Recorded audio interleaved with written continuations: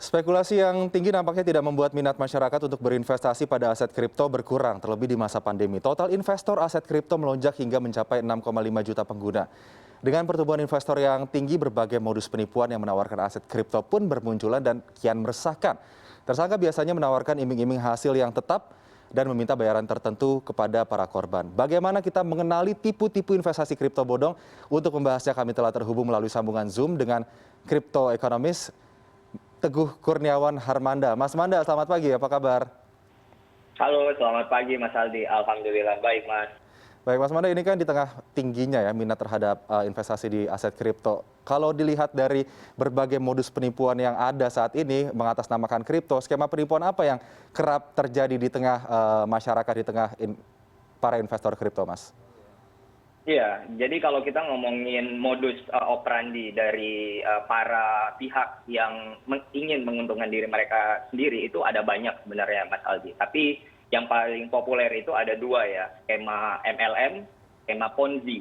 Nah, biasanya dua skema ini yang paling masif dilakukan karena paling gampang untuk kemudian bisnis kripto ini untuk mengajak orang dan kemudian memberikan seolah-olah reward kepada orang tersebut. Karena kita tahu kayak Ponzi terutama ya, bahwa sebenarnya dana yang dimasukkan ke dalam organisasi tersebut itu kan tidak dikelola dengan semestinya, tetapi mereka hanya menggerus dari modal atau kemudian investasi lain yang masuk ke dalam organisasi tersebut. Jadi kedua hal itu yang paling sering dan paling gampang untuk dijadikan sebagai modus operandi biasanya Mas Ali. Paling gampang, paling sering didapatkan tengah masyarakat. Jadi boleh ditekankan ya, Mas Manda, jika ada skema investasi mengatasnamakan kripto yang kemudian menawarkan sejumlah uang hasil, tapi harus menyetorkan uang kemudian untuk diberikan kepada upline, ini bisa dikatakan bahwa ini merupakan investasi aset kripto yang bodong ataupun ilegal, begitu Mas Manda?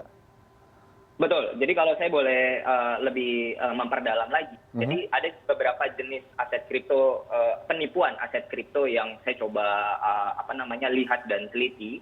Jadi kalau kita tahu bahwa aset kripto ini kan salah satu jenis investasi digital sekarang gitu ya. Jadi tidak ada yang namanya tatap muka gitu, sehingga orang semua percaya kepada sebuah aplikasi tertentu. Nah, banyak yang kemudian aplikasi-aplikasi ini seolah-olah mereka di branding sudah legal gitu. Nah, jadi tadi dalam narasi sudah dibilang bahwa ada beberapa kasus yang mereka tidak ada izin, tetapi ketika mereka mempromosikan, mereka itu mengatakan bahwa mereka sudah terdaftar di otoritas tertentu. Itu yang pertama.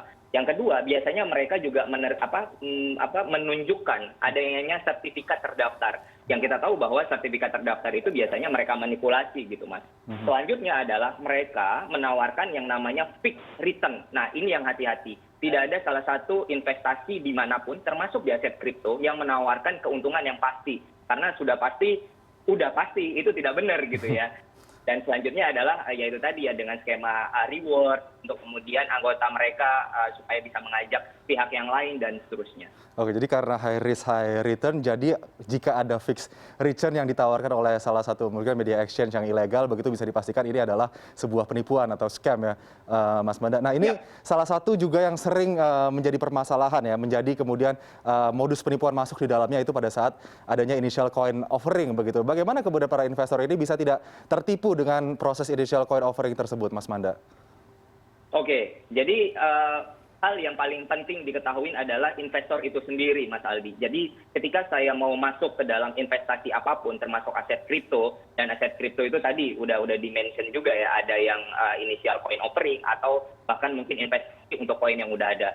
Pertama, pahamin profil dari resiko individual tersebut gitu. Kalau kemudian profil risiko saya itu rendah, sebaiknya tidak masuk untuk ke dalam yang ICO gitu ya. Jadi lebih baik memilih koin yang udah established gitu ya, yang memang sudah banyak peminatnya dan seterusnya. Terus kemudian yang kedua, lihat bagaimana si koin tersebut untuk bisa menyelesaikan permasalahan yang ada di dalam ekosistem kripto sendiri. Karena kalau kita boleh di dalam lagi, yang namanya ICO, mereka itu punya sebuah paper, Mas Aldi. Yang namanya itu adalah white paper. Ya, jadi white paper itu kurang lebih hampir sama seperti prospektus kalau sebuah perusahaan mau listing di bursa gitu ya.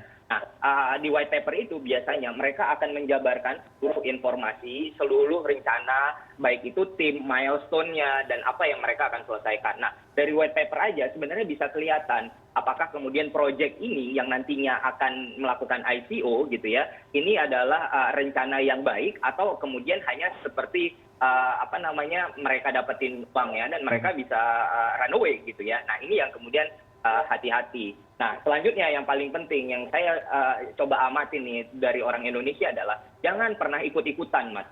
Nah, ini yang penting gitu ya. Jadi kalau misalnya ada teman kita yang ikut IPO terus kemudian ya dia sampaikan, wah ini bagus nih koinnya segala macam gitu ya. Kita boleh gitu ya untuk mempertimbangkan, tetapi tidak serta-merta kita langsung 100% untuk menyetujuinya. Jadi kurang lebih seperti itu, Mas. Karakternya kan memang begitu ya, Mas Manda. Jika kita melihat bagaimana bursa saham saat ada satu perusahaan yang IPO pasti menjadi ini incaran para investor, apalagi kalau melihat bagaimana laporan keuangannya, rencana proyek perusahaan yang sangat menjanjikan begitu. Nah, kalau melihat perbedaan antara IPO di bursa saham, ICO di aset kripto, sebetulnya apa yang saat ini masih menjadi miss sehingga kita harus memberikan perhatian lebih nih, tidak bisa kita semerta-merta mengikuti langkah investasi yang kita lakukan jika kita berinvestasi di pasar saham.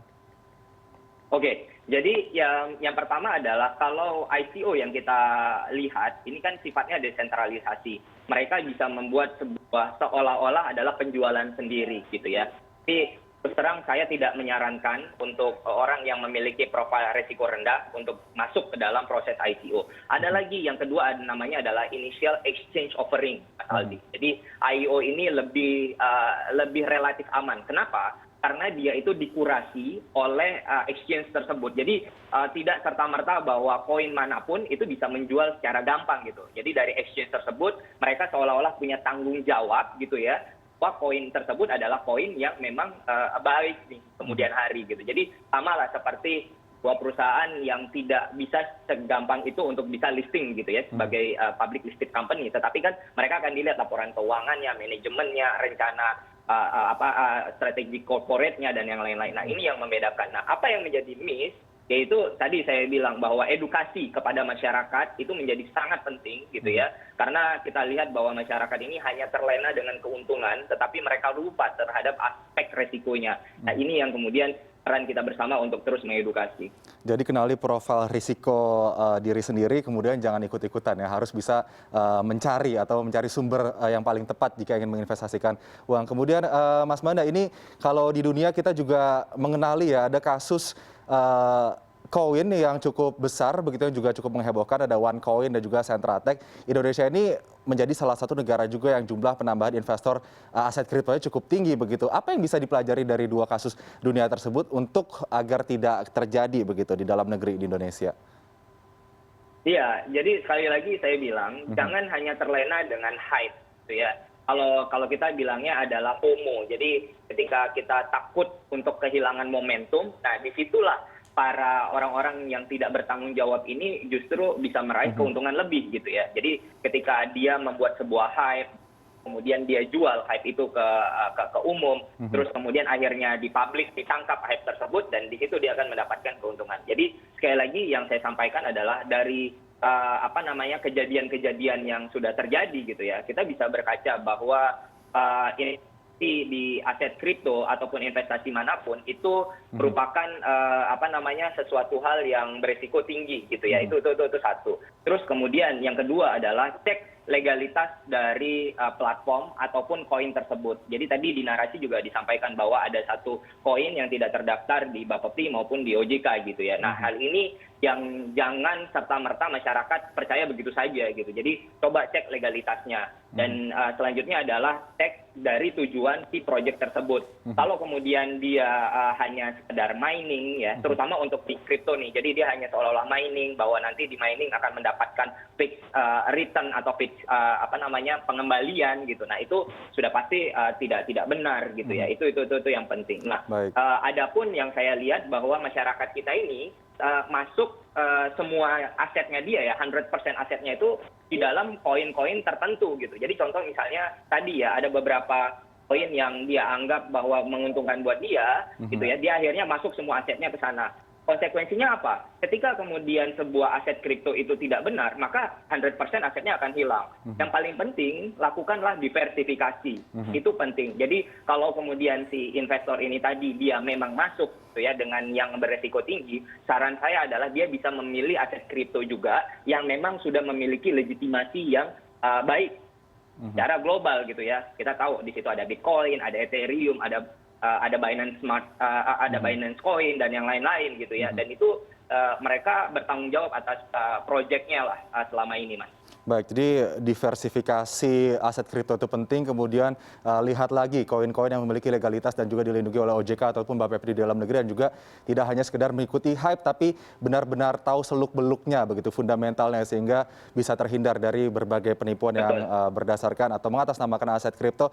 Baik, terima kasih untuk sementara Mas Teguh Kurniawan Harmanda, kripto ekonomi, sudah bergabung bersama CNN Indonesia Today pada pagi ini. Selamat pagi, Mas Manda, sehat Terima selalu. kasih, Mas Aldi.